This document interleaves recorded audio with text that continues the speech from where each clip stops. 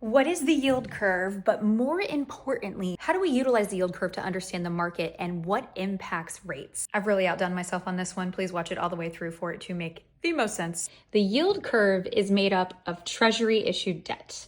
These are considered safety assets because they are backed by the full faith and credit of the US government. Once we know how much we need to fund, the Treasury auctions off the debt with different maturities. And they announce this in advance. They say, this is how much we're auctioning off. This is the date that that auction is going to happen. And here is the maturity of when that expires. For example, they may need to auction off 150 billion. So they do 100 billion that expires in 12 months and then 50 billion that expires in 10 years. During that auction process, yield is determined. People who are participating in the auction say, okay, I am willing to take on the debt of the US government. I think you're going to pay me back. But in order for me to take on that debt, I demand this much yield. This is the interest amount that the government then pays to the person buying that. Just stay with me. So on the y-axis, you have yield. On the x-axis, you have maturity. And all we do is connect the lines. Earlier issued maturities, say this is 0.5% or so, and then the 5-year is a little under 2, the 10-year is around 3,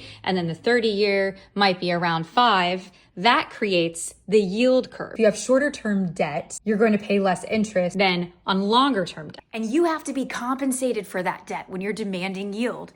You say, if I think that the economy is going to grow more, I expect higher yield because I could be parking my assets in the stock market and businesses rather than fixed income products like government debt. So therefore, give me higher yield. Basically, the stock market and the treasury market, the fixed income market, are in like this little love triangle and they're competing for your love.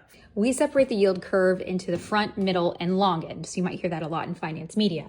The front end is made up of Treasury issued bills. These are shorter dated maturities. The 5-year are called Treasury issued notes. This is the middle. It's 2 to 10-year issued maturities. And then the long end is called Treasury bonds. And those are 20 to 30-year issued maturities. And they all affect different things. The front end of the curve affects your high yield savings account and your credit card. The middle is your auto loans and mortgages. And then the long end are corporate loans and student loans. What the government pays on your debt also is what you pay on your debt. Now, I want you to really think about that statement for a moment. If I'm demanding higher yield, I expect there to be growth of some sort. I may even expect there to be inflation. I want to be compensated for some reason, which means where yield is on the curve can give us an indication if growth is going to slow down or if it's going to increase. We're going to have to cover the rest of this in part 2 because it's complicated and we need to make sure that you understand it. But don't worry, I already uploaded it.